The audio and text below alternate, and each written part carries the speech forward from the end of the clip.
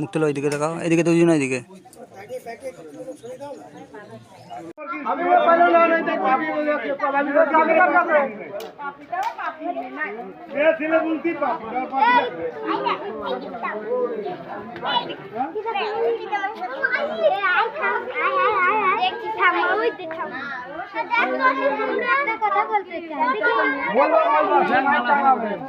কথা বলবেন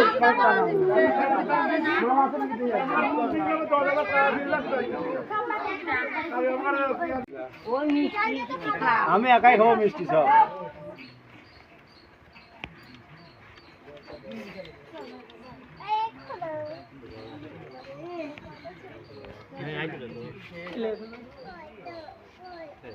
বাপু দেখতা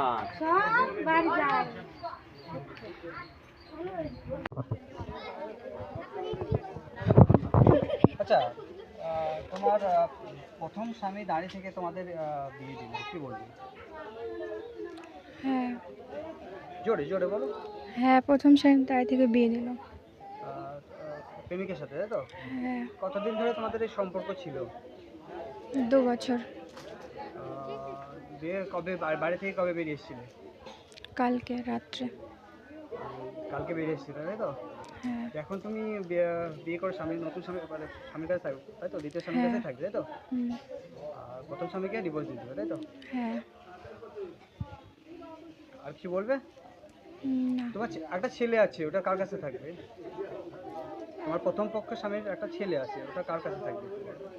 ওর বাবার কাছে। বাবার কাছে থাকবে, তাই তো? 2 বছর ধরে তোমাদের সম্পর্ক, তাই তো? গ্রামবাসীরা মিলে আজকে তোমাদের বিয়ে দিয়ে দিল, তাই তো? হ্যাঁ। কি নাম বলে তোমার? বিচিত্রা সরকার। তোমার প্রথম স্বামীর নাম কি? রবিন সরকার। আর দ্বিতীয় স্বামী? অমিয় সরকার। দাদা, আজ দাঁড়িয়ে থেকে নিজের স্ত্রীকে প্রেমিকের সাথে বিয়ে দিয়ে দিলেন, কি বলবেন? হ্যাঁ, বিয়ে দিয়েছি। 2 বছর ধরে সম্পর্ক ছিল।